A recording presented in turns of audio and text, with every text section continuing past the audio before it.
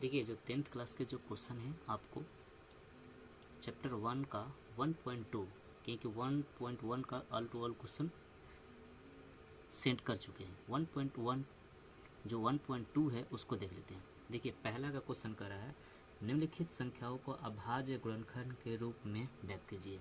देखिए आपको 140 दिया है, दूसरा 156, तीसरा 3850। देखिए इसमें से एक क्वेश्चन बताते हैं, सारा क्वेश्चन आपको बन जाएगा। 140 को करेंगे तो देखिए 2 से डिवाइड करेंगे तो 70 बनेगा, फिर करेंगे तो 35, फिर 5 सते 35, तो कितना होगा 2 गुना 5 गुना 2 गुना 2 गुना 5 गुना 7, तो 2 के पावर 2 लिख सकते हैं, फिर 5 हो जाएगा 7, तो ये आपको आंसर हो जाएगा।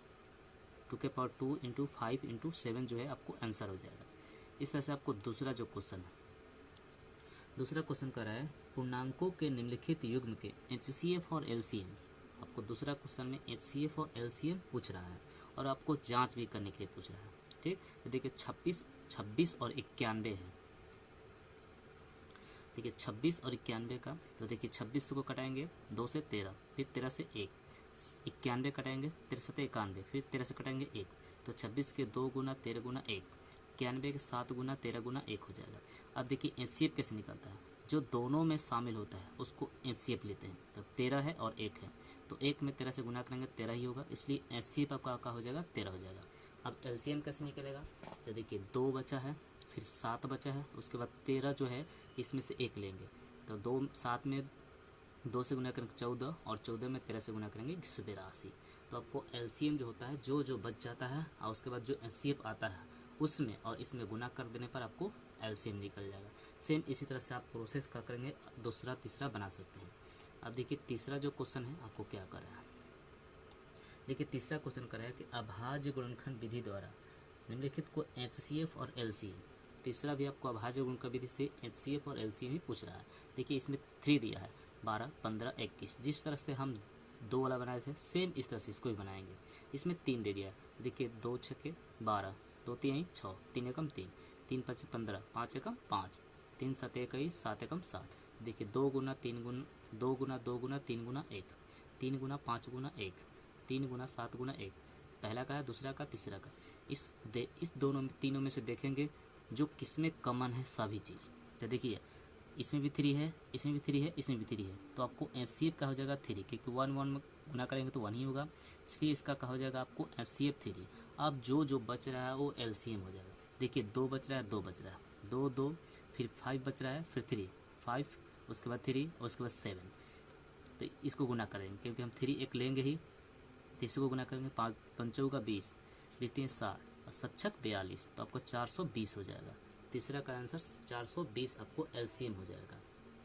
अगला देखिए आपको चौथा में कराया है कि HCF 306 और 657 का 9 दिया है, तो LCM उसी का पूछ रहा है। 306 और 657 का आपको LCM, तो ये आपको फार्मूला पता है। LCM बराबर होता है HCF गुना LCM बटा में HCF। देखिए 306 गुना 657 और HCF कितना दिया है 9, 9 से भाग करेंगे, न 7 63 और न 3 27, तो 73 होगा।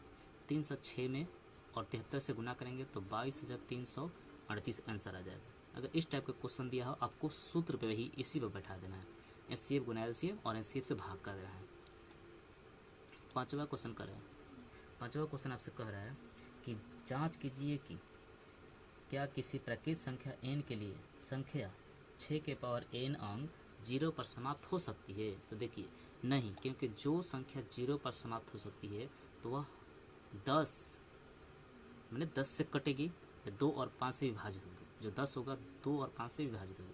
जैसे 10 को करेंगे 2 गुना 5, 2 के पावर n लिख सकते हैं, 5 के पावर n, 6 के पावर n। तो देखिए 6 के पावर n जो है ये अभाज्य गुणनखंड नहीं होगा, क्योंकि कभी भी ये क्या होगा 0 पर समाप्त नहीं होगा, इसलिए क्या होगा आपको अभाज्य नहीं होगा।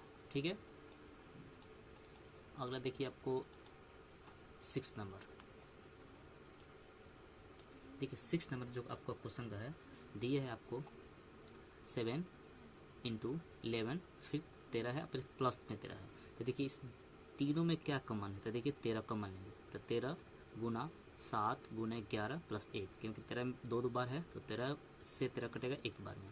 फिर लिखेंगे 13 गुना 11 7 77, फिर 77 में 1 जोड़ देंगे तो 13 गुना 78, तो इसका कितना आ जाएगा 1000 आपको 10 से 14 आ जाएगा।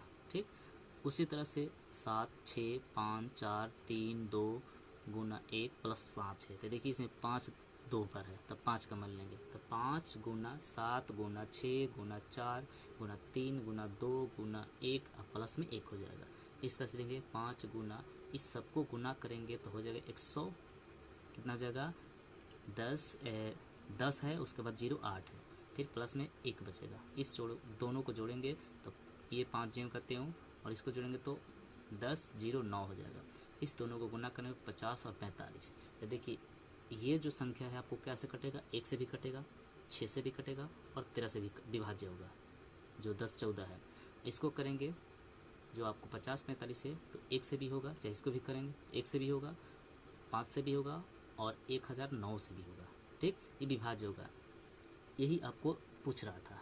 ठीक है ना, इसलिए ये क्या होगा आपको विभाज्य संख्या है। ठीक है ना, ये आपको दे रहा है तो ऐसा होगा। अब देखिए 7 नंबर क्वेश्चन है, ठीक है 7 नंबर क्वेश्चन कर रहा है कि किसी खेल के मैदान के चारों ओर एक वृत्ताकार पथ है, इस मैदान को एक चक्कर लगाने में सोनिया को 18 मिनट लगते हैं, जबकि इसी मैदान को एक चक्कर लगाने में रवि को 12 मिनट लगते हैं।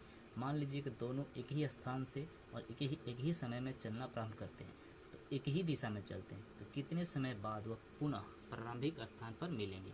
तो देखिए ये 12 है, 12 को करेंगे 2 गुना 2 गुना 3, 3 6 नहीं 12, 18 करेंगे 2 गुना 3 गुना 3 18 हो जाएगा। अब इसमें देखिए देखेंगे कॉमन क्या है, हमको एलसीएम निकालना है क्योंकि दोनों को पूछ रहा है। तो देखिए 2 हो जाएगा, फिर 2 हो जाएगा, फिर 3 2 बार है तो हम 3 3 ले लेंगे, उसके बाद सबको क्या करेंगे गुना कर देंगे, तो 3 के 9 9 दूनी 18 18 दूनी 36 हो जाएगा। तो आपको रवि और सोनिया दोनों को कितने 36 मिनट बाद जो है वो अपने प्रारंभिक बिंदु स्थान पर मिल जाएंगे। ठीक है, ये अगर आप बना लेते हैं तो सारा क्वेश्चन आपको 1.2 से जो है क्लियर हो जाएगा, क्योंकि सारा क्वेश्चन बना चुका हूँ।